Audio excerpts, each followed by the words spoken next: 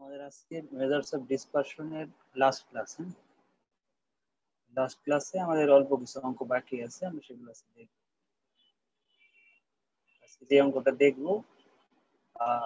এই অঙ্কটাতে কি বলতেছে একটু দেখি। Lifes of two model of refrigerator in a certain survey আর লাইফ দেওয়া আছে।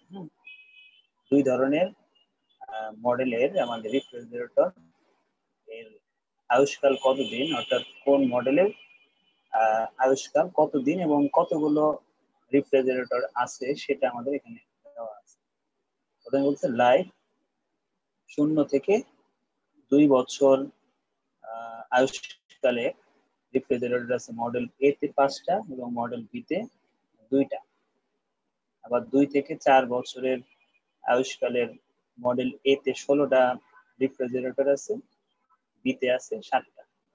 এইভাবে আমাদের আয়ুষ্কাল দেওয়া আছে এবং ওই আয়ুষ্কালে কোন মডেলে কতগুলো রেফ্রিজারেটর আছে সেটা আমাদের দিয়ে দিয়েছে। জানতে চাওয়া হয়েছে what is the average life each model, প্রত্যেকটা মডেলের গড় লাইফ কত, সময় কতদিন এটা টিকে সেটা আমাদের বের করতে বলছে। আর বের করতে বলছি কি which model has greater uniformity, অর্থাৎ কোন মডেলটা অধিকতর একরূপতা বা সাদৃশ্যতা দেখা যায়, কোন রেফ্রিজারেটরের মডেল এ নাকি বি সেটা আমাকে বের করতে বলছে। আমাদের এই কোন মডেলটা বেশি ইউনিফর্মিটি সেটা বের করতে হলে আমাকে কোএফিসিয়েন্ট অফ ভেরিয়েশন বের করতে হবে। কোএফিসিয়েন্ট অফ ভেরিয়েশন যার কম হবে সেই মডেলটাকে আমরা বলবো সেই মডেলের রিপ্রেজেন্টেটিভ গুলো একটা আর একটার সাথে সাদৃশ্যতা দেখা যায়। ঠিক আছে, এক সাদৃশ্যতা বা এক রূপতা দেখা যায়। আমাদের পরের ডিসিশনটা দিতে হলে আমাকে সিবি বের করতে হবে।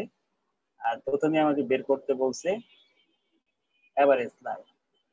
তো যেহেতু আমাদের ক্লাস দেওয়া আছে এবং ফ্রিকোয়েন্সি দেওয়া আছে, তাহলে আমাকে কি করতে হবে, গ্রুপ ডাটা অনুযায়ী আমাকে মিন বের করতে হবে। তো আমরা মিনটা ডিরেক্ট মেথডে করছি।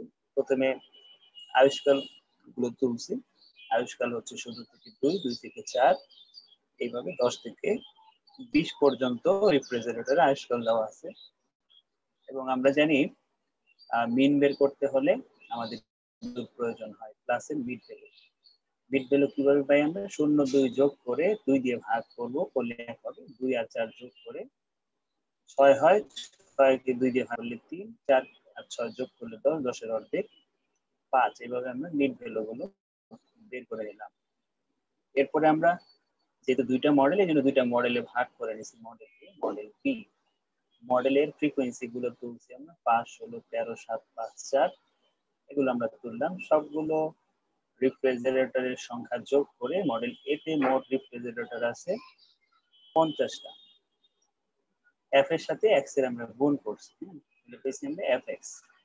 এই এফ এক্স দিয়ে আমরা কি বের করবো, মিন বের করবো, অর্থাৎ এক্স বার বের করবো। কিভাবে পাবো, এই 256 কে 50 দ্বারা ভাগ করলে এক্স বার পাবো। ঠিক আছে, একইভাবে মডেল বি তে মডেল বির ফ্রিকোয়েন্সি গুলো আমরা তুললাম 2, 7, 12, 19, 9, এই ফ্রিকোয়েন্সি গুলো আমরা তুললাম। এর সাথে এক্স এর ভ্যালু গুলো গুণ করলাম, পরে আসলো এফ এক্স। এই এফ এক্স এর যোগফলকে আমরা আমাদের ফ্রিকোয়েন্সি দ্বারা ভাগ করব, তাহলে আমরা পাবো মডেল বি এর গড় লাইফ কত সেটা আমরা পাবো। ঠিক আছে, এখন আমাদের কোএফিসিয়েন্ট অফ ভেরিয়েশন করতে গেলে আমাদের কিন্তু সূত্র হচ্ছে কি sigma by x bar into 100। তো আমরা অলরেডি এক্স বার দুইটা মডেলেরই বের করছি। এখন আমাদের কি করতে হবে, স্ট্যান্ডার্ড ডিভিয়েশন বের করতে হবে। কারণ সিবি করতে গেলে আমাদের সিগমার মান প্রয়োজন হবে, এই জন্য আমরা সিগমা করার জন্য এখানে আমরা আরেকটা ঘর বেশি দিচ্ছি, কি দিচ্ছি, এফ এক্স স্কয়ার। অর্থাৎ এই এফ এক্স এর ভ্যালু গুলোর সাথে আমরা এক্স গুলো আবার গুণ করব।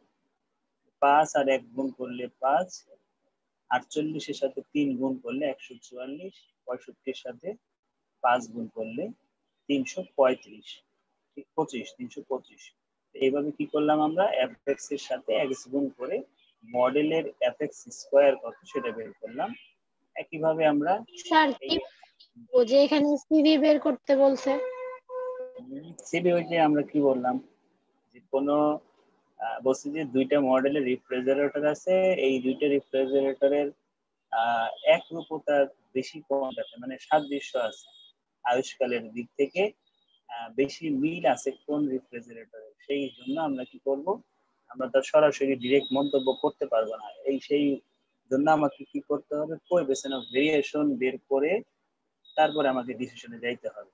ঠিক আছে, যখন আমরা ফিনান্সের তো সবাই পড়ছো কম বেশি, রিস্ক এন্ড রিটার্ন এর চ্যাপ্টার করতাম যখন, পোর্টফোলিওর চ্যাপ্টার, ওইখানে বলতো বিভিন্ন ডেটা দেওয়া থাকতো, রিটার্ন থাকতো, তারপরে প্রবাবিলিটি থাকতো, দিয়ে বলতো কি যে কোন কোম্পানির তুমি শেয়ার কিনবা, সেই ক্ষেত্রে তুমি কি বের করতা, কোএফিসিয়েন্ট অফ ভেরিয়েশন সিবি বের করতা।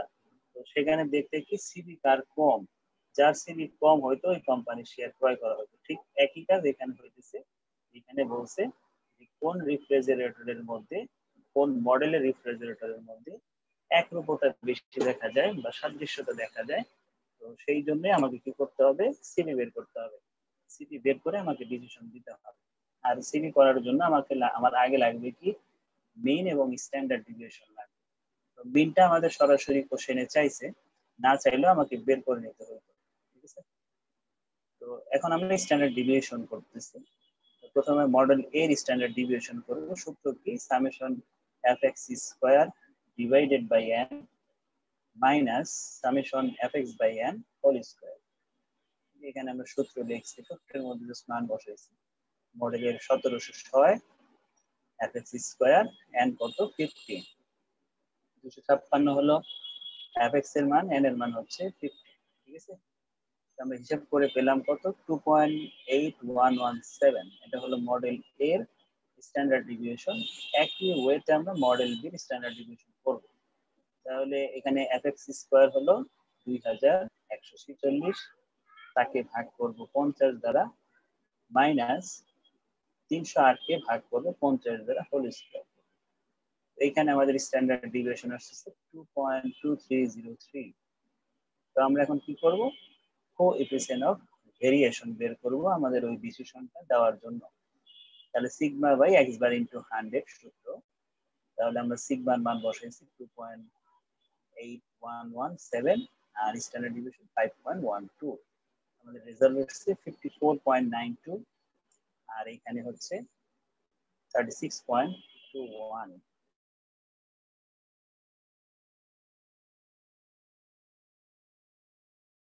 Coefficient of variation, coefficient of variation যেটা কম হয় সেটাকে আমরা এক হিসেবে ভালো বলি, অর্থাৎ রিস্কটা কম থাকে বা একটা ভ্যালুর সাথে আর একটা ভ্যালুর ডিসটেন্সটা কম থাকে। ঠিক আছে, আর আমরা কি বলবো, রেফ্রিজারেটর মডেল বি রেফ্রিজারেটরটা গ্রেটার ইউনিফর্মিটি, অর্থাৎ মডেল বির যে রেফ্রিজারেটর গুলো আছে আয়ুষ্কালের দিক থেকে তারা সাদৃশ্যতা, তাদের সাদৃশ্যতার একরূপতা মিল বেশি দেখা যায়। ঠিক আছে, ঠিক একই ওয়েতে আমাকে 24 করতে হবে, এই জন্য আমরা 24 করি নাই, ওইখানে যা যা করছি আমরা ঠিক একই কাজ 24 আমাকে করতে হবে। হ্যাঁ, 24টা তোমাদের বাসার কাজ থাকবে। তারপর আমি একটু প্রশ্নটা পড়ে শোনাই, ওইখানে যা চাইছি এখানে তাই চাইছি। দেখো বলছে, you are given below the daily wages paid to the worker in factory X and Y, দুইটা ফ্যাক্টরির কথা বলতেছে, ওইখানে ছিল দুইটা মডেল আর এখানে আছে দুইটা factory, factory x factory y. Factory x এর ওয়েজেস হচ্ছে 12 থেকে 13 আয় করে, এরকম 15 জন এমপ্লয়িজ আছে, 13 থেকে 14 টাকা আয় করে 30টা কোম্পানি এমপ্লয়িজ আছে। এরকম কি আমাদের দেখো আগেরটার এটা কিন্তু সেম, এখানে যা যা ছিল, নাইফ ছিল, মডেল ছিল দুই ধরনের, এখানে ওয়েজেস আছে, দুইটা ফ্যাক্টরি আছে। এখানেও দেখো প্রথমেই আমার কাছে চাইছে factory, which factory pays larger average wages, কোন কোম্পানি সবচেয়ে বেশি গড় মজুরি দেয়, আমাকে গড় বের করতে হবে, প্রথমে এভারেজ বের করতে হবে। তো খেয়াল করে দেখি, এভারেজ প্রথমটাই বের হবে 15.21, পরেরটা 14.68। তো আমি কি বলবো, যে মডেল বা ফ্যাক্টরি এক্স তারা গড় মজুরি বেশি দেয়। ঠিক আছে, ফ্যাক্টরি এ গড় মজুরি বেশি দেয়, কারণ গড় মজুরি এখানে আর 15 টাকা, আর হচ্ছে 14 টাকা। আর নিচেরটা বলছে which factory has more consistent wages structure. তো এই ডিসিশনটাও দিতে হলে আমাকে কি করতে হবে, কোএফিসিয়েন্ট অফ ভেরিয়েশন বের করতে হবে। কোএফিসিয়েন্ট অফ ভেরিয়েশন যার কম হবে সেটা কি আমরা বলবো মোর কনসিস্টেন্ট ওয়েজেস, অর্থাৎ ওই ফ্যাক্টরিতে যে মজুরিটা দেয় সেই মজুরির দেওয়াটার মধ্যে ধারাবাহিকতা বেশি থাকে। ঠিক আছে, তার মানে কি এখানেও আমাকে কি করতে হবে, সিবি বের করতে হবে, এবং সিবি যার কম হবে সেটাকে আমি অ্যাকসেপ্ট করব। বুঝতে পারছি? শুধুমাত্র গেটার ভেরিয়েশন বললে বা যদি বলে যে কোন কোম্পানির যদি কোন শেয়ার টেয়ার থাকে, বললো যে কোন কোম্পানির শেয়ার রিস্ক বেশি, তখন আমরা বড়টা নিব। বুঝতে পারছি? গেটার ভেরিয়েশন কথাটা থাকবে শুধু বড়টা নিব।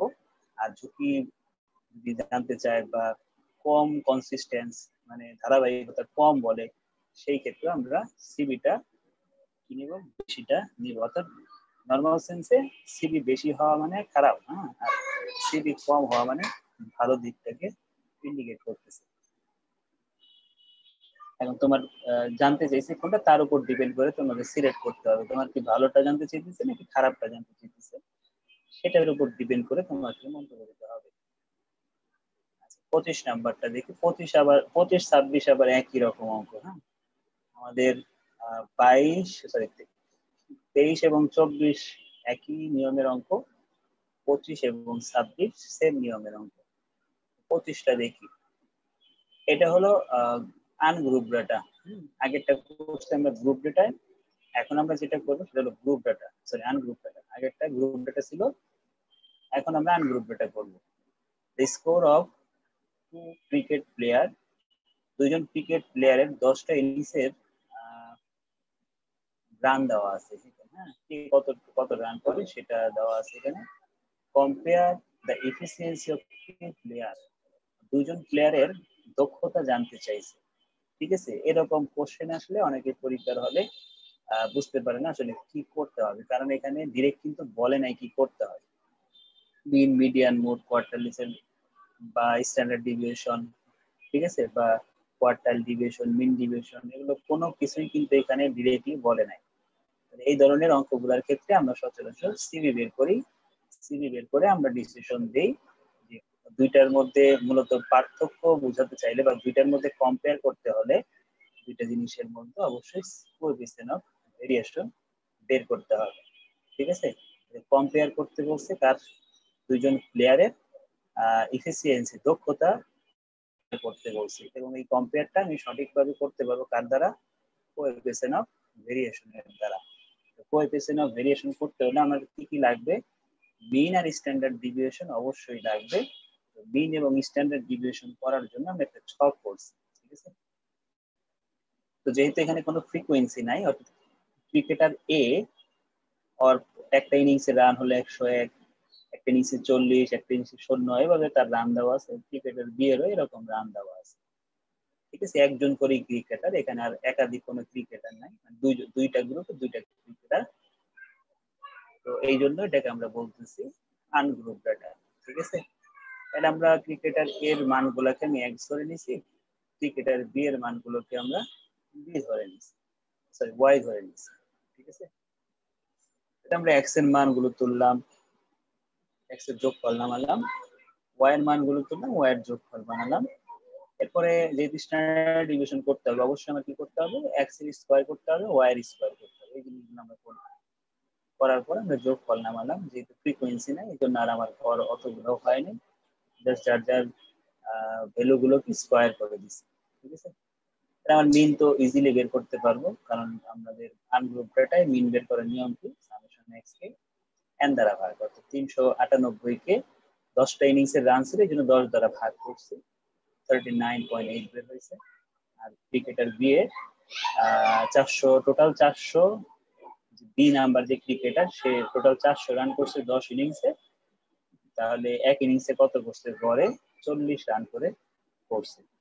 ঠিক আছে, তো এখান থেকে যদি আমাকে যদি বলতো মিন রেখে বলো কার ধারাবাহিকতা বেশি, তখন আমরা বলতাম ক্রিকেটার বি এর ধারাবাহিকতা বেশি, কারণ ক্রিকেটার বি এর গড় মান ক্রিকেটার এর চাইতে বেশি। তারপরে স্ট্যান্ডার্ড ডিভিয়েশন। তো স্ট্যান্ডার্ড ডিভিয়েশন আমরা ওই আগের সূত্রই করব, যেহেতু ফ্রিকোয়েন্সি নাই এই জন্য সূত্রের মধ্যে এফ এর কোনো অ্যাপ্লাই হয় নাই। ঠিক আছে, তাহলে আমরা কি করব, এই যে 3,06,000 কত এটা, সরি 30,688, এটাকে ভাগ করব 10 দ্বারা, 10টা ইনিংসের স্কোয়ারের ভ্যালু। আর হচ্ছে আমাদের এইখানে সামেশন এক্স কত, 398 কে 10 দ্বারা ভাগ করে স্কোয়ার করব। মানে আমাদের এখানে স্ট্যান্ডার্ড ডিভিয়েশন আছে 38.53, আর ক্রিকেটার বি এর স্ট্যান্ডার্ড ডিভিয়েশন আসছে 13.21।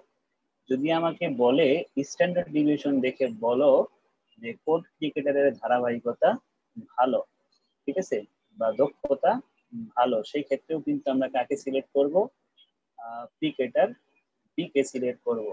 কারণ স্ট্যান্ডার্ড ডিভিয়েশনের বাংলা হচ্ছে পরিমিত মান, অর্থাৎ মেন মান এবং গড় মানের পার্থক্য। মেন মান এবং গড় মানের পার্থক্য যত কম হবে দুইজন ক্রিকেটারের দক্ষতা তত বেশি হবে। ঠিক আছে, মানে সরি, একজন ক্রিকেটারের একটা ইনিংসের এবং অন্যান্য ইনিংসের যে রানের যে পার্থক্যটা, তার পার্থক্যটা কম হবে। এই ক্ষেত্রেও কিন্তু আমরা ক্রিকেটার বি কে কি বলবো, ভালো বলবো, কারণ তার এই যে রেজাল্ট বের হলো তার সাথে তুলনা করে আমরা বুঝলাম কি, যে তার একটা ইনিংসের সাথে আর একটা ইনিংসের রানের দূরত্ব হচ্ছে 38.53, কিন্তু ক্রিকেটার বি এর একটা ইনিংসের সাথে আর একটা ইনিংসের গড় পার্থক্য হচ্ছে 13.21। এই জন্য আমরা বলতেছি কি, ক্রিকেটারের বি এর যে রানের যে রান করার যে ধারাবাহিকতা, তার সেই হিসেবে তার দক্ষতা বেশি। ঠিক আছে, দুইটা সিচুয়েশনই কিন্তু অলরেডি বি বেশি হয়ে গেছে, মানে দক্ষতা তার বেশি। সেই হিসাবে কিন্তু আমরা বলতে পারতেছি, যেহেতু দুইটাই বেশি, তাহলে আমরা এমনিও কিন্তু বলতে পারতেছি যে বি এর দক্ষতা বেশি। যদি এমন হয়তো যে ওর এদিকে বেশি এদিকে কম, এটার আবার কম এটার বেশি, মানে বিপরীতমুখী হইতো, তাহলে কিন্তু একটু ঝামেলা হইতো। সেই ঝামেলাটা এড়ানোর জন্যই কিন্তু আমরা কোএফিসিয়েন্ট অফ ভেরিয়েশন বের করি, যার দ্বারা আমাদের অ্যাকচুয়াল রেজাল্টটা দেয়। ঠিক আছে, মানে তখন আর এই কোএফিসিয়েন্ট অফ ভেরিয়েশন করলে আর কোনো ঝামেলা থাকে না, এটা হলো অ্যাপ্রোপ্রিয়েট মেথড ডিসিশন দেওয়ার। তো এখানে সিভি বের করলাম 96.81 আর 33.025। ঠিক আছে, তাহলে আমরা এখানে সরাসরি বলতে পারতেছি কি, যে ক্রিকেটার বি এর এফিসিয়েন্সি এর থেকে বেশি। বুঝতে পারছি, এখানে কিন্তু এটা ছাড়াও মন্তব্য দেওয়া যাইতো, কিন্তু আমরা সরাসরি মন্তব্যটা দিই কি, কোএফিসিয়েন্ট অফ ভেরিয়েশন দেখে। বুঝতে পারছি, তাহলে কি আমাদের ওই অঙ্কের সাথে অঙ্কের পার্থক্যটা ছিল শুধু গ্রুপ ডেট এবং আনগ্রুপ ডেট, এই পার্থক্য ছিল, বাকি সবকিছু সেম ছিল। তোমাদের 26 বাড়ির কাজ থাকবে, 26 করা আছে, এটা আর আমি করলাম না, কেন, কারণ এইখানে যা যা করছি এখানে তাই করা হয়েছে। ওইখানে ছিল ক্রিকেটার, আর এখানে দুইটা টাউনের কি দেওয়া আছে, ডিমান্ড দেওয়া আছে, চাহিদাকার টাউনের কত কত চাহিদা আছে, টাউন এর চাহিদা কেমন আছে, এখান থেকে শুধু তোমার কাছে জানতে চাইছে in which town the demand condition is more stable। বলছে ডিমান্ড কন্ডিশন, অর্থাৎ চাহিদার যেই কন্ডিশনটা, তার কোনটা বেশি স্টেবল অর্থাৎ স্থির, মানে কাদের চাহিদা তেমন পরিবর্তন নাই, ওই সব সময় প্রায় একই রকম চাহিদা থাকে, বাড়েও না কমে না, বাড়লে কমলো, কম বাড়ে কমে, যেটাকে স্টেবল বলতেছি, সেইটা দেখাইতে বলছে। তাহলে সেই ক্ষেত্রেও কি করতে হবে, আমাকে কোএফিসিয়েন্ট অফ ভেরিয়েশন বের করতে হবে। কোএফিসিয়েন্ট অফ ভেরিয়েশন যার কম হবে সেটাকে আমরা বলবো সেই টাউনটারই, সেই টাউনের ডিমান্ড কন্ডিশনটা স্টেবল।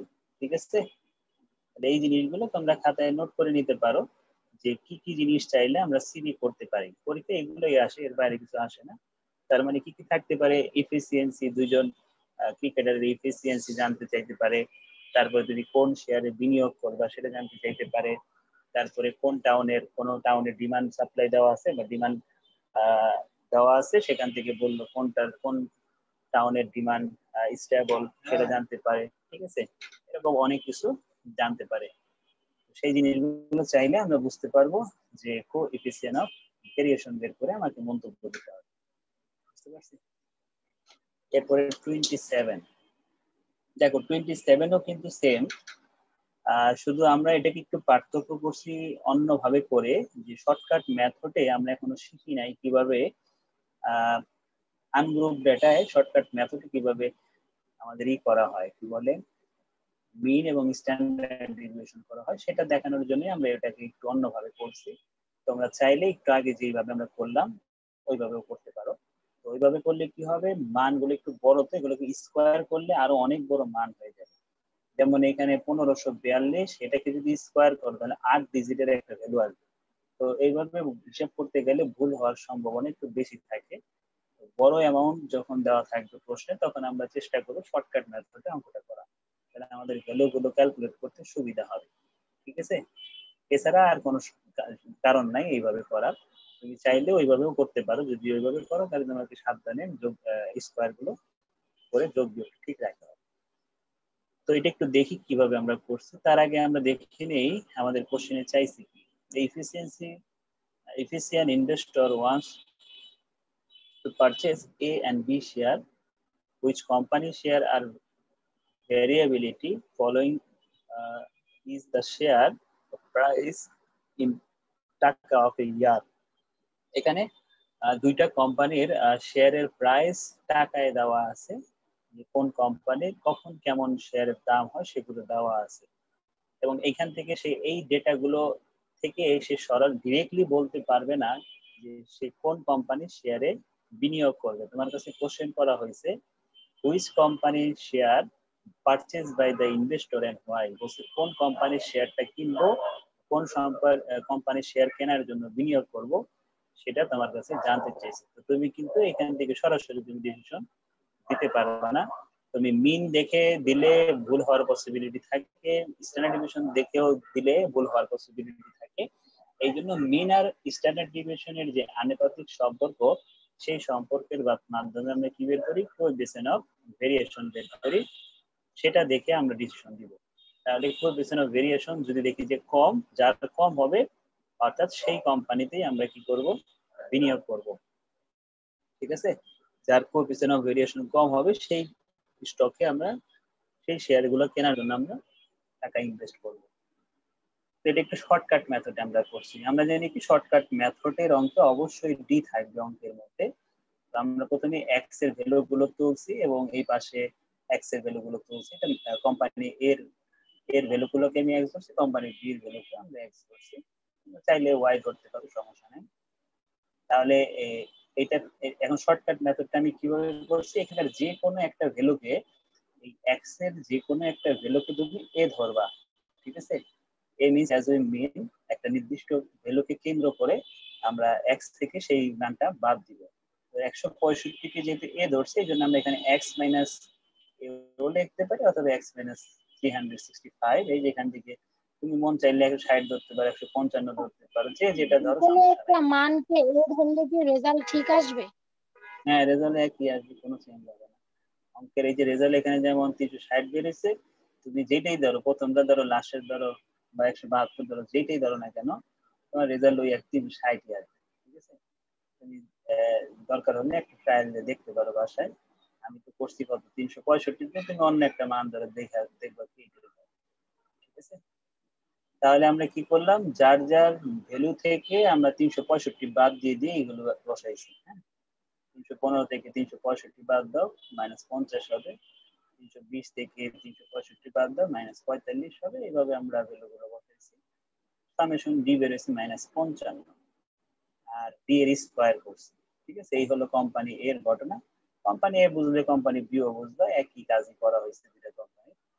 এখানে আমরা কাকে ধরছি, 5,000 1530 কে আমরা ধরছি। তুমি চাইলে যে অন্য কোথাও ধরতে পারো, সমস্যা নেই। ওই অনুযায়ী আমরা এখানে কাজ করছি। ঠিক আছে? এখন আমরা শর্টকাট মেথডে আমরা কিভাবে মিন বের করি মনে আছে? সেন্টার টেন্ডেন্সি আমরা শিখছি a plus summation d by n। আমি এ ধরছিলাম কাকে, 365 কে, 365 লিখলাম। সামেশন d -55, 12 হলো কতগুলো এখানে কোম্পানি আছে সেটা।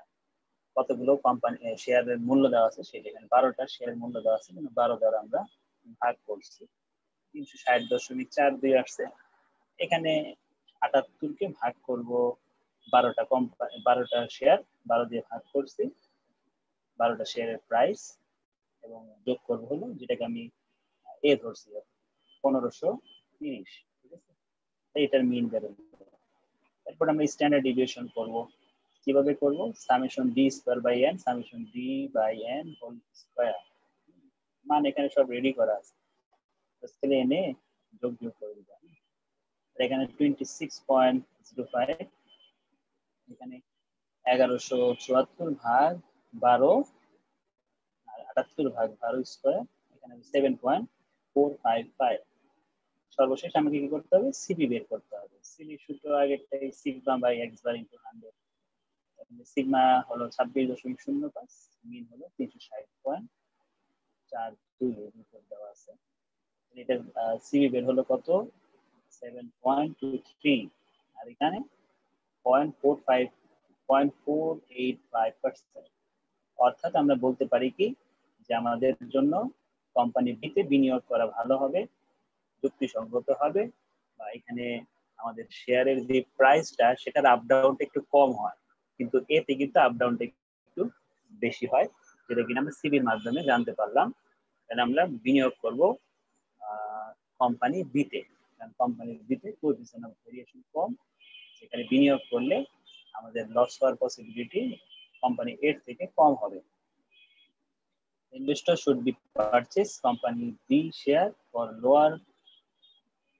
lower CB হবে, lower CB coefficient of variation than company A। বুঝতে পারছি? এই ছিল আমাদের এই ধরনের অঙ্ক। তাহলে এই চ্যাপ্টারের অঙ্কগুলো একটু খেয়াল করে দেখতে হবে যে এই চ্যাপ্টারের অঙ্ক আসছে কিনা। ওই যে ওইরকম ডিরেক্ট তো বলে দিতে পারে, ডিরেক্ট বলে তো দিলই, ডিরেক্ট না বলা থাকলে এভাবে একটু ঘুরায় পেঁচায় বলবে কি করতে হবে, তোমাকে প্রশ্ন পড়ে বুঝে অ্যান্সার করতে হবে, ঠিক আছে। আমাদের আর দুইটা অঙ্ক বাকি, দুইটা অঙ্ক দেখবো। 28 এই নিয়মের অঙ্ক আমরা করে ফেলছি আগেই, আমরা জাস্ট একটু কোশ্চেনটা একটু অন্যভাবে করা হয়েছে। কাজ যেগুলো করবো সেগুলো অলরেডি অনেকবার করছি আমরা, কোয়ার্টাইল বের করা শিখছি অনেকবার শিখেছি কিভাবে কোয়ার্টাইল বের করতে হয়। বলতেছে calculate the appropriate measures of dispersion from the following data. প্রশ্নে যে ডেটাগুলো দেওয়া আছে সেই ডেটার ভিত্তিতে অ্যাপ্রোপ্রিয়েট মেজার্স অফ ডিসপারশন তোমাকে করতে হবে। অর্থাৎ তুমি যেটা মন চায় ওইটাই করতে পারবা না, যেটা গ্রহণযোগ্য সেটাকেই তোমাকে করতে হবে। মেজার্স অফ ডিসপারশনে আমরা প্রথমেই শিখছিলাম রেঞ্জ বের করতে হলে কি করতে হয়? হাইয়েস্ট ভ্যালু থেকে লোয়েস্ট ভ্যালু বাদ দিতে হয়। তো আমরা এখানে খেয়াল করে দেখি ওয়েজেসের সর্বনিম্ন কত সেটা কিন্তু আমি বলতে পারবো না, কারণ বিলো 35 লেখা। সর্বোচ্চ কত সেটাও আমি বলতে পারবো না, কারণ ওভার 43 বলা, ঠিক আছে। এটাকে বলা হয় ওপেন ইন ক্লাস, অর্থাৎ নিচে তুমি যত মন চাই নিতে পারো, উপরের মধ্যে যত মন চাই নিতে পারো। ওপেন ইন ক্লাসের সময় আমরা রেঞ্জ বের করতে পারবো না, ঠিক আছে। রেঞ্জ এখান থেকে বের করা পসিবল না। রেঞ্জের পরে আমরা শিখছিলাম কি, রেঞ্জের পরে শিখছিলাম মিন ডিভিয়েশন বা কোয়ার্টাইল ডিভিয়েশন, তারপর স্ট্যান্ডার্ড ডিভিয়েশন, এরপর ভেরিয়েন্স শিখছিলাম। তো তুমি যদি সাপোজ মনে করো মিন করতে যাবা বা মিন ডিভিয়েশন করতে যাবা, মিন ডিভিয়েশন করতে গেলে তোমার আমরা কি জানি যে মিন বের করতে হলে অবশ্যই কি লাগবে? ক্লাসের মিড ভ্যালু লাগবে। তুমি এটার মিড ভ্যালু পাবা, এটার মিড ভ্যালু পাবা, এটার মিড ভ্যালু পাবা, কিন্তু প্রথমটা আর শেষেরটার মিড ভ্যালু কিন্তু তুমি বের করতে পারবা না। পারতা যদি তোমার এখানে অ্যাপ্রোপ্রিয়েট মেজার্স অফ ডিসপারশন না বলে বলতে ক্যালকুলেট মেজার্স অফ ডিসপারশন, সেই ক্ষেত্রে তুমি কিভাবে করতে পারতা? তুমি দেখতে যে এখানকার ডিস্টেন্স কত, 2 3 এখানকার ডিস্টেন্স, তাহলে এখানে তুমি 3 কমায় দিয়ে তুমি একটা ক্লাস তৈরি করতা। এখানেও ডিস্টেন্স দেখো 3, তাহলে এখানে 3 বাড়ায় দিয়ে একটা ক্লাস তৈরি করে তুমি যা যেমন ওটা করে দেখাই দিতে পারতা। এখানে অ্যাপ্রোপ্রিয়েট বলার কারণে তুমি চাইলে এটাকে ক্লাসে কনভার্ট করতে পারবা না। তো এটাকে তোমার যেটা করা যাবে শুধু ওইটাই করো, বাড়তি কাজ আমরা করতে যাবো, ঠিক আছে। তাহলে কি মিড ভ্যালু কিন্তু আমরা বের করা আমাদের পক্ষে পসিবল না, ঠিক আছে। এই জন্য আমরা মিন বের করতে পারতেছি না। মিন যেহেতু বের করতে পারবা না, সেই ক্ষেত্রে তুমি কিন্তু মিন ডিভিয়েশনও করতে পারবা না। ঠিক একইভাবে তোমরা যখন স্ট্যান্ডার্ড ডিভিয়েশন করো, এরপরে ভেরিয়েন্স করো, ওই ক্ষেত্রেও কিন্তু এক্স এর কাজ আছে না, এফ এক্স থাকে বা শুধু এক্স থাকে, এক্স স্কোয়ার থাকে সূত্রের মধ্যে। তো ওই ক্ষেত্রেও কিন্তু আমরা ওগুলো করতে পারতেছি না। তো আমাদের এই অঙ্কটা শুধুমাত্র করা যাবে কোয়ার্টাইল ডিভিয়েশন। কোয়ার্টাইল ডিভিয়েশন ছাড়া আর কোনো মেজার্স অফ ডিসপারশনই তুমি করতে পারবে না। আমরা মেজার্স অফ ডিসপারশনে দুইটা ভাগ করছি প্রথম ক্লাসে, একটা হলো রিলেটিভ মেজার্স অফ ডিসপারশন, একটা হলো অ্যাবসলিউট মেজার্স অফ ডিসপারশন।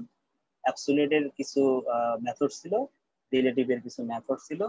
তো ওই সব মেথড মিলিয়ে টোটাল যতগুলো মেথড আছে তার মধ্যে শুধুমাত্র তুমি কোয়ার্টাইল ডিভিয়েশন ছাড়া এবং কোএফিসিয়েন্ট অফ কোয়ার্টাইল ডিভিয়েশন ছাড়া আর কোনো কাজই তুমি করতে পারবে না এখানে। ঠিক আছে, কারণ আমাদের এইটা ওপেন ইন ক্লাস দ্বারা শুধুমাত্র ক্লাস নিয়ে যে কাজগুলো করা হয় সেইগুলোই করা পসিবল, এছাড়া আর অন্য কোনো কাজ করা যাবে না। এই জন্য এখানে লিখছি given the distribution table is open in class, so appropriate measures of dispersion are quartile deviation and coefficient of quartile deviation. তো দেখো তোমার কাজ কি, তোমার কোয়ার্টাইল আগে বের করা, কাজ হচ্ছে এখন কোয়ার্টাইল বের করা। কোয়ার্টাইল বের করতে হলে কি করতে হয়, এই ক্লাস লিখতে হয়, নাম্বার অফ ওয়ার্কার আর্নস, কতজন ওয়ার্কার এই টাকাটা আয় করছে সেটা দিলাম, মোট 200 জন ওয়ার্কার, তার কিউমুলেটিভ করতে হয়। ঠিক আছে, তাহলে 14 14 14 16 74 74 95 169 169 আর 14 193 193 আর 7 200 হলো টোটাল সিএফ। তারপর আমাদের কি করতে হয় মনে আছে, লোকেশন বের করতে হয়, কোয়ার্টাইল 1টা কোথায় অবস্থান করতেছে। সূত্র কি, n/4 তম আইটেম, n হচ্ছে 200 আর 4 হচ্ছে সূত্রের, কোয়ার্টাইল কারণে 4 আসছে। এরপরে আমরা হিসাব করে দেখলাম 50, এই 50 আমরা এই সিএফ এর মধ্যে খুঁজবো। এই যে এখানে 50 আছে না, 74 এর মধ্যে 50, তাহলে তার ক্লাসটা কত, 35 থেকে 37। ঠিক আছে, আমরা লিখলাম কি Q1 lies in the class 35 থেকে 37। তো এটা কিন্তু রিয়েল ক্লাস আকারে নাই। হ্যাঁ, অর্থাৎ দেখো খেয়াল করে আমরা কি শিখছিলাম, যখন এই কোন ক্লাসের আপার লিমিট পরের ক্লাসের লোয়ার লিমিট যখন একরকম না হয়, তখন আমরা কি শিখছিলাম, রিয়েল ক্লাস বের করে নিব বলছিলাম না। তো এখানে তো আর আমরা এইটা আর এটা জানি না, এই জন্য আমরা আলাদা ঘর করে রিয়েল ক্লাস না করে আমরা নিয়েছি এখানে রিয়েল ক্লাস, যেই ক্লাসটা আমার প্রয়োজন শুধু সেই ক্লাসের আমরা রিয়েল ক্লাস করে নিয়েছি। রিয়েল ক্লাস বের করার নিয়ম কি, লোয়ার লিমিট থেকে, অর্থাৎ এই যে এটা তো আমাদের কিসের, কোয়ার্টাইল 1 এর ক্লাস না, কিভাবে পাইছি, 50 আমরা এখানে দেখছি 74 এর মধ্যে 50 আছে, তাহলে তার ক্লাস 35 থেকে 37। শুধুমাত্র আমরা এই ক্লাসে রিয়েল ক্লাস বানাবো, আর আমরা রিয়েল ক্লাস বানানো শিখেছিলাম কিভাবে, পূর্ণ সংখ্যার মানের ক্ষেত্রে আমাদের 0.5 35 থেকে বাদ দিতে হয়, আর 0.5 37 এর সাথে যোগ করতে হয়। অর্থাৎ লোয়ার লিমিট থেকে 0.5 বাদ দিতে হয়, আপার লিমিটের সাথে 0.5 যোগ করলে আমাদের রিয়েল ক্লাস হয়ে যায়। ঠিক আছে, তাহলে আমরা 34.5 হচ্ছে আমাদের লোয়ার লিমিট, আর বসালাম n/4 50, আর হচ্ছে আমাদের পিসিএফ হচ্ছে কিউমুলেটিভ ফ্রিকোয়েন্সি, 74 এর আগে কি আছে, 14 আছে, 14 এখানে বসালাম। F means frequency of the quartile 1 plus quartile 1 এর ক্লাস ছিল এটা, তার ফ্রিকোয়েন্সি 60 বসাইছি। ঠিক আছে, এই হলো আমাদের কোয়ার্টাইল 1 এর ভ্যালু। ঠিক একইভাবে কোয়ার্টাইল 3 এর ভ্যালু বের করব। সূত্র কি, 3n/4 তম আইটেম, 3 হচ্ছে কোয়ার্টাইল 3 এর কারণে 3, n হচ্ছে 200, 4 হলো সূত্রের, হিসাব করে দেখলাম 150, এই 150 দেখো যে এখানে আছে 169 এর মধ্যে 150 আছে, তার ক্লাসটা কত, 38 থেকে 40। এটাকেও রিয়েল ক্লাস বানাইতে হবে, 38 থেকে 0.5 বাদ দিবা, 40 এর সাথে 0.5 যোগ করবে, করলে তুমি পাবা রিয়েল ক্লাস। 0.5 কিভাবে আসবে? 0.5 হিসাবটা আমরা ফার্স্ট ক্লাসে দেখাইছিলাম। হ্যাঁ, এই জন্য আর এখানে দেখাইতেছি না, এটা এইভাবেই মনে রাখবা। যখন পূর্ণ সংখ্যা হবে, মানে এখানে কোনো দশমিকের কোনো পাইছো, 35 37 এখানে দশমিকের কোনো মান, এরকম ম্যাক্সিমাম পরীক্ষায় আজ পর্যন্ত ওই অন্যরকম মান দেন, এই পূর্ণ সংখ্যা গেছে। পূর্ণ সংখ্যার মানের বেলায় রিয়েল ক্লাস বের করার সিস্টেম হচ্ছে 0.5 বিয়োগ করতে হয় এবং 0.5 যোগ করতে হয়, প্রত্যেকটা ক্লাসের লোয়ার লিমিট থেকে বিয়োগ করতে হয়, আপার লিমিটের সাথে যোগ করতে হয়। এবং এই 0.5টা কিভাবে আসছে সেটা কিন্তু আমরা ফার্স্ট ক্লাসে বলে দিয়েছি। ফার্স্ট ক্লাস তো না, আমাদের অনেকগুলো ক্লাসে বলছি, এই ডিসপারশনে বলছি, যখন সেন্ট্রাল টেন্ডেন্সি করাইছি সেখানে বলছি। তারপরে আমরা যখন ডাটা প্রেজেন্টেশন করব ওইখানে একেবারে বাংলা সহ দেওয়া আছে আমাদের শীটে, ঠিক আছে? ওইখানে আবার তারপরে এখানে বললে বেশিক্ষণ লাগবে না, 1 মিনিট লাগবে। প্রত্যেকটা ক্লাসের ডিস্টেন্স দেখো 1 করে, হ্যাঁ। আপার লিমিট ফার্স্ট ক্লাসের আপার লিমিট বা যে কোনো ক্লাসের আপার লিমিট পরের ক্লাসের লোয়ার লিমিটের সাথে বিয়োগ করবা, তাহলে দেখো 1 হয়। এটা হলো 38 আর এটা হলো 37, পার্থক্য কত? দুইজনের মধ্যে 1 ডিস্টেন্স। এই 1 কে অর্ধেক করবা, অর্ধেক হলে 0.5 আসে, ঠিক আছে? ওই জন্যই আমরা 0.5 বিয়োগ আর 0.5 যোগ করি। দশমিকের বেলায় কিন্তু আবার অন্য মান আসে, তখন আর 0.5 যোগ বিয়োগ হবে না, অন্য কিছু যোগ বিয়োগ হবে। নিয়মটা হলো কি, দ্বিতীয় ক্লাসের আপার লিমিটের সাথে প্রথম ক্লাসের দ্বিতীয় ক্লাসের লোয়ার লিমিট থেকে প্রথম ক্লাসের আপার লিমিট বাদ দিয়ে যা হবে তাকে 2 ভাগ করার পরে যে রেজাল্ট আসবে সেটা আমাকে একবার বিয়োগ করতে হয়, একবার যোগ করতে হয়। লোয়ার থেকে বিয়োগ করতে আপারের সাথে যোগ করতে হয়, তাহলে সেটা রিয়েল ক্লাসে কনভার্ট হবে। তাহলে এখানে আমরা হিসাব করে কোয়ার্টাইল 3 পেলাম হচ্ছে 39.9। এখন আমরা যেটা বলছিলাম আমাদের অ্যাপ্রোপ্রিয়েট কি ছিল, কোয়ার্টাইল ছিল। কোয়ার্টাইল আমরা করলাম কোয়ার্টাইল ডিভিশন Q3 - Q1 ভাগ 2, অর্থাৎ এটা বিয়োগ এটা ডিভাইডেড বাই 2। আর কোএফিসিয়েন্ট অফ কোয়ার্টাইল ডিভিশনের সূত্র Q3 - Q1 divided by Q3 plus Q1 into 4.72%, ঠিক আছে? এই দুইটা ছাড়া আর কোনো কিছুই তুমি করতে পারবে। আরেকটা করা যায় চাইলে ইন্টার কোয়ার্টাইল রেঞ্জ, ওইটা আসলে না করলেও সমস্যা নেই। আমাদের মেন ছিল এই দুইটা, এটা হলো এই দুইটাই আমাদের মেন ছিল। লাস্ট অঙ্ক দেখবো, শীটের লাস্ট অঙ্ক। এই অঙ্কটা হচ্ছে তোমার কোশ্চেন তৈরি করতে হবে, হ্যাঁ। তোমার কাছে অ্যান্সার দেওয়া আছে, এতদিন আমরা যা যা অঙ্ক করছি সবগুলোই কিন্তু কোশ্চেন দেওয়া থাকতো, অ্যান্সার বের করতে হতো। আর এই অঙ্কটা একটু ব্যতিক্রম, এই অঙ্কটায় অ্যান্সার দেওয়া আছে, তোমাকে প্রশ্ন তৈরি করতে হবে। অর্থাৎ ওই আমাদের টেবিল দেওয়া থাকে না, ওই টেবিলটা কেমন ছিল ওই টেবিলটা তৈরি করতে দিচ্ছে। এই যেমন এই অঙ্কটাই দেখো, এই যে এরকম টেবিল দেওয়া না, এটাকে ফ্রিকোয়েন্সি ডিস্ট্রিবিউশন টেবিল বলা হয়। এই টেবিল থেকেই কিন্তু আমরা যা যা বের করার বের করি।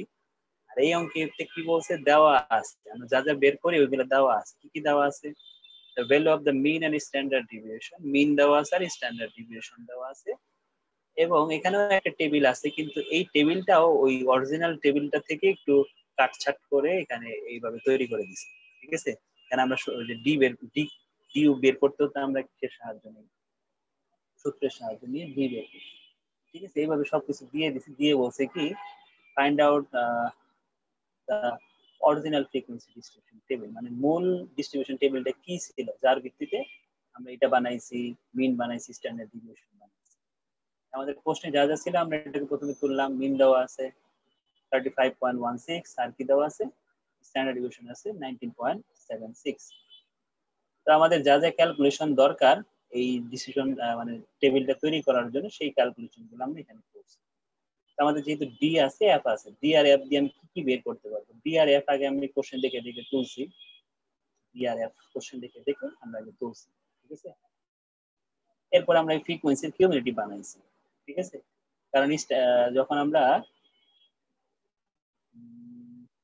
আচ্ছা, আমাদের তো এইটার কোনো প্রয়োজন ছিল না, এটা তো কোনো প্রয়োজন নেই বা এই ঘরটা কোনো কাজে আসবে কেন আসবে না? কারণ আমাদের মিডিয়ান দেওয়া নাই, যে আমি সিএফ নিয়ে কাজ। আমাদের যেহেতু মিন আর স্ট্যান্ডার্ড ডিভিয়েশন দেওয়া আছে, সেই মিন আর স্ট্যান্ডার্ড ডিভিয়েশন করতে গেলে আমাদের কি কি লাগতো সেই কাজগুলো আমরা এখানে করছি। এফ আর ডি কোশ্চেনে দেওয়া আছে, আমরা এফ ডি করছি, এফ ডি স্কয়ার করছি, ঠিক আছে? বুঝতে পারছি এই বিষয়গুলো, এগুলো গুণ করা, এফ আর ডি 3 15 45, 15 × 30, 23 × 23, এইভাবে আমরা গুণ করছি এবং এটার সাথে আবার ডি গুণ করে এফ ডি স্কয়ার বানাইছি, ঠিক আছে? স্কয়ার করলে তো আর মাইনাস থাকে না, 3 হয়। 3 আর 45 তুমি যদি গুণ করো, বা এই -45 এর সাথে -3 গুণ করে 135। এইভাবে আমরা যোগ বিয়োগ করে বের করলাম। এটা বের করার পরে আমাকে এখন আইডেন্টিফাই করতে হবে আমি কিভাবে আগাবো, ঠিক আছে? এই দুটো তো কোশ্চেনে ছিল, এইগুলো কোশ্চেনে ছিল, এখান থেকে আমি দুইটা ঘর বানাইতে পারছি। এই দুইটা ঘরের এটা আসলে কেন কিভাবে বুঝলাম, কারণ যেহেতু মিন করে দেওয়া আছে, তাহলে আমাদের মিন মিন করার জন্য এটা লাগে, এটা আমরা বের করে নিলাম। আর স্ট্যান্ডার্ড ডিভিশন করার জন্য একটা এফডি স্কয়ার লাগে, সেটা আমরা করে নিই। এখন আমরা অ্যাপ্লাই করব এগুলো। খেয়াল করো, আমাদের যেহেতু মিন আর স্ট্যান্ডার্ড ডিভিশন কোশ্চেনে দেওয়া আছে, তাহলে আমাকে কাজ করতে হবে ওই দুইটাকে নিয়ে। হ্যাঁ, এর বাইরে তুমি কোনো ওয়েতেই কোনো কিছু করতে পারবা না। তো মিন আর স্ট্যান্ডার্ড ডিভিশন, সাপোজ মনে করো আমি মিন নিয়ে আগে কাজ শুরু করতে চাই, ঠিক আছে? এন্ড আমি তো জানি না যে মিন নিয়ে আমি কাজ শুরু করবো নাকি স্ট্যান্ডার্ড ডিভিশন নিয়ে শুরু করবো। কোশ্চেনে দুইটাই আছে, তুমি তুমি চাইলে স্ট্যান্ডার্ড ডিভিশন আগে মিন পরে বা মিন আগে স্ট্যান্ডার্ড ডিভিশন পরে করতে পারবা না, তোমাকে স্টেপ বাই স্টেপ আগাতে হবে। তুমি ধরেই নাও যে আমি চেষ্টা করতেছি প্রথমে মিন দ্বারা, যে আমি মিন দ্বারা দেখি কতটুকু আমি আগাতে পারি, মিন দিয়ে আমি কি কি বের করতে পারি। তুমি যদি সেটাই চিন্তা করো, তাহলে আমি যদি মিনের দিকে তাকাই, মিনের সূত্র শর্টকাট মেথডে কি সূত্র, শর্টকাট কেন বললাম, কোন কোশ্চেনের মধ্যে ডি দেওয়া আছে, আর ডি দেওয়া থাকা মানে কি, ওইটা শর্টকাট মেথডে আমাদের অ্যান্সার বের করে দেওয়া আছে। তাহলে এক্স বার কোশ্চেনে দেওয়া ছিল 35.16, এর মান ছিল না, সামেশন এফ ডি বের করছি আমরা 2, এন এর মান ছিল 125, সি কিন্তু ছিল না, ছিল এটা আমি পরে করছি, এটা বের করার পরে এটা করছি না, আমরা জাস্ট ধরতেছি যে আমরা এটা দিয়ে যদি আমি কাজ আগে শুরু করতে যেতাম, তাহলে কিন্তু আমার দুইটা জিনিস মিসিং থাকবে। দুইটা জিনিস মিসিং থাকলে আমরা কিন্তু কাজ বেশি দূর আগাতে পারবো না। এই জন্য আমরা কি করছি, মিনটা আগে না করে আমরা আগে স্ট্যান্ডার্ড ডিভিশন করছি, তারপরে মিন করছি, ঠিক আছে? স্ট্যান্ডার্ড ডিভিশন অনুযায়ী স্ট্যান্ডার্ড ডিভিশন সূত্র লিখছি শর্টকাট মেথডে। তো এই অনুযায়ী দেখো, এই যে প্রশ্ন হতে পারে এখানে সি গুণ দিলাম শর্টকাট মেথডে, আগেও তো একটা অঙ্ক করে আসলাম, এখানে কি সি গুণ করছি, এই জিনিসটাও অনেকে ভুল করে যে এখানে কি সি গুণ করছি, এটাও তো শর্টকাট মেথড, কেন গুণ দেই নাই, কারণ আমার তো কোশ্চেনে ক্লাসই নাই, সি কই থেকে আর আসবে নাকি। সি আসার একটাই শর্ত, এই যে ডি বের করার সময় যদি আমি x minus a divided by c থাকতো, তাহলে সি গুণ হতো সূত্রে, আদারওয়াইজ সি গুণ হবে না মিন আর স্ট্যান্ডার্ড ডিভিশন বের করার সময়, ঠিক আছে? আবার মিন মিডিয়ানের সময় আবার এই করো না, ওইখানে কিন্তু অলওয়েজ সি বলবে। মিন আর স্ট্যান্ডার্ড ডিভিশনের কথা বলতেছি, যদি আমরা ডি বের করার সময় x minus a divided by c দেই, তাহলে সি সূত্রের মধ্যে গুণ হবে, এটা হোক মিন হোক স্ট্যান্ডার্ড ডিভিশন। এই অঙ্কটা যখন করছি, এখানে কি সি দ্বারা ভাগ করছে, আর সি ভাগ যাবেই বা কেন, এখানে তো আমার ক্লাসই তো নাই, প্রশ্নই তো আসে না সি দিয়ে ভাগ করে, হ্যাঁ, এই জন্য আর এখানে সি গুণ হয় নাই সূত্রে। এই অঙ্কটা যেটা করছি, এটা যে করছি, এটা কেন আমরা সি দিয়ে গুণ করলাম, কারণ আমাদের যেহেতু ডি দেওয়া আছে এবং এফ দেওয়া আছে, ফ্রিকোয়েন্সি দেওয়া আছে, তাহলে যেহেতু ফ্রিকোয়েন্সি আছে অবশ্যই ক্লাস থাকবে, ক্লাস ছাড়া তার ফ্রিকোয়েন্সি হবে না, তাহলে ওই ক্লাসটা।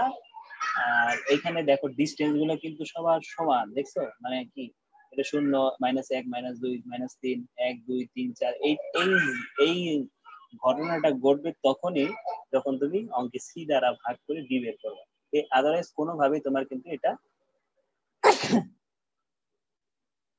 আদারওয়াইজ কোনোভাবেই কিন্তু এটাকে তুমি এইরকম বানাইতে পারবে না। তুমি যতগুলো অঙ্ক করে আসছো আগে দেখবা, যেগুলো আমরা সি দিয়ে ডি ভাগ করে ডি বানাইছি, প্রত্যেকটারে কিন্তু এমন রেজাল্ট আসছে, কিন্তু অন্যান্য ক্ষেত্রে কিন্তু এরকম রেজাল্ট আসে নাই। তাহলে আমরা এই জন্য সি দিয়ে কাজ করলাম। হ্যাঁ, তাহলে 19.76 এটা প্রশ্নই দেওয়া আছে, সামেশন এফ ডি স্কোয়ার, এটা আমরা ওই যে ক্যালকুলেট করে বের করছি 488, 125 এন এর মান, এগুলো সব বসালাম, শুধু সি কিন্তু আমরা জানি না, সিটাই আমরা ক্যালকুলেট করে বের করছি, এই পুরোটা হিসাব করছি। তারপরে এটা রুট করছি 1.976 আসছে, এটা সি রাখলাম। তারপরে 19.76 কে 1.976 দ্বারা ভাগ করলে 10 আসবে, ঠিক আছে? 10 আসবে, ঠিক আছে? এরপরে আমরা যাব মিনে। মিনে যখন যাব তখন দেখো কি আসছে আমাদের 35.16, এটা কোশ্চেনে দেওয়া আছে। এর মান আমরা এখনো জানি না, এফ ডি এর মান, সরি সামসুন ডি এর মান 2, এন এর মান 125, সির মান আমরা একটু আগে বের করছি 10, এটা বসালাম, বসে আমরা এর মান বের করলাম। তারপরে আমাদের যেটা করতে হবে স্টেপগুলো মনে রাখতে হবে, অঙ্কটা আসলে আসলে হবো এইভাবেই আসবে, হয়তো অ্যামাউন্ট চেঞ্জ হতে পারে কিন্তু কাজ এভাবেই করতে হবে। মিড ভ্যালু অফ ফার্স্ট ক্লাসের মিড ভ্যালু বের করতে হবে। আমাদের টার্গেটই হচ্ছে প্রশ্ন ফ্রিকোয়েন্সি তো আছেই, শুধু ক্লাসটা বের করতে পারলেই আমাদের কি অরিজিনাল ফ্রিকোয়েন্সি ডিস্ট্রিবিউশন টেবিল হয়ে যাবে। ঠিক আছে, প্রশ্নটার আসল প্রশ্নটা কি ছিল সেটা বের হয়ে যাবে। কি করতে হবে, মিড ভ্যালু অফ ফার্স্ট ক্লাসের মিড ভ্যালু ক্যালকুলেট করার জন্য, মিড ভ্যালু বলতে কি বুঝি আমরা, এক্স কে মিড ভ্যালু বলি না, এক্স কে মিড ভ্যালু বলি, ক্লাসের মিড ভ্যালুকে এক্স দ্বারা প্রকাশ করা হয়। এই এক্সটা বের করার জন্য আমি কি সূত্রে অ্যাপ্লাই করছি, D is equal to X minus A ভাগ সি। অর্থাৎ এই যে এখানে যে কোশ্চেনে -3 বের করে দেওয়া আছে, এগুলো আমরা কিভাবে ক্যালকুলেট করতাম মনে আছে, ডি ইজ ইকুয়াল টু লিখতাম এক্স মাইনাস এ ভাগ সি, ওই সূত্রটি আমরা এখানে লিখছি। শুধু প্রথমটা আমরা বের করছি, ফার্স্ট ক্লাসে ডি দেওয়া ছিল -3, সির মান 10, এর মান 35, এই যে এখান থেকে এগুলো বের করছিলাম এখানে বসাইছি। তারপর আমরা আর গুণ করছি 30, এখানে 35 এক্স, এরপর হিসাব করে দেখলাম আমরা মিড ভ্যালু হচ্ছে 5, এবং মিড ভ্যালু থেকে কিভাবে ক্লাসে কনভার্ট করতে হয় সেটাও আমরা 2টা না 3টা অঙ্কের মধ্যে শিখছি। ঠিক আছে, সূত্রটা আমরা এখানে লিখে দিচ্ছি কিভাবে মিড ভ্যালু থেকে ফার্স্ট ক্লাসটা বের করতে হয়। Mid value -half into c, mid value হলো 5, হাফ ইন্টু সি হচ্ছে ক্লাস ইন্টারভেল হলো 10 বসাইছি, তাহলে এখানে 5 এখানে 5 বিয়োগ করে ফার্স্ট ক্লাসের লোয়ার লিমিট হলো 0, আর এই সেম সূত্রটাই যখন যোগ করবা তখন তুমি পাবা ফার্স্ট ক্লাসের আপার লিমিট। ফার্স্ট ক্লাসের লোয়ার লিমিট 0, আপার লিমিট 10, এই জিনিসটা এখানে লিখছি 0 থেকে 10, বাকিগুলো 10 করে বাড়াবা। কেন বাড়াবা, কারণ ক্লাস ইন্টারভেল 10, এই জন্য 10 করে সবার গুলো বাড়তে থাকবে। তাহলে এই ফ্রিকোয়েন্সি তো কোশ্চেনেই দেওয়া আছে, তোমরা আগে ফ্রিকোয়েন্সিটি তুলবা, তারপরে তুমি উপরে ক্লাসগুলো লিখবা 0 থেকে 10, 10 থেকে 20, 20 থেকে 30। অর্থাৎ অরিজিনাল ফ্রিকোয়েন্সি ছিল এইটা থেকে এইটা তৈরি করা হয়েছিল, এবং এইটা থেকেই আমাদের যে মিন মিডিয়ান গুলো করে দেওয়া ছিল। ঠিক আছে, এটা আমাদের চ্যাপ্টার শেষ। এখন আমরা নেক্সট ক্লাসে এর সাথে আরেকটা চ্যাপ্টার রিলেটেড আছে, সেটা হলো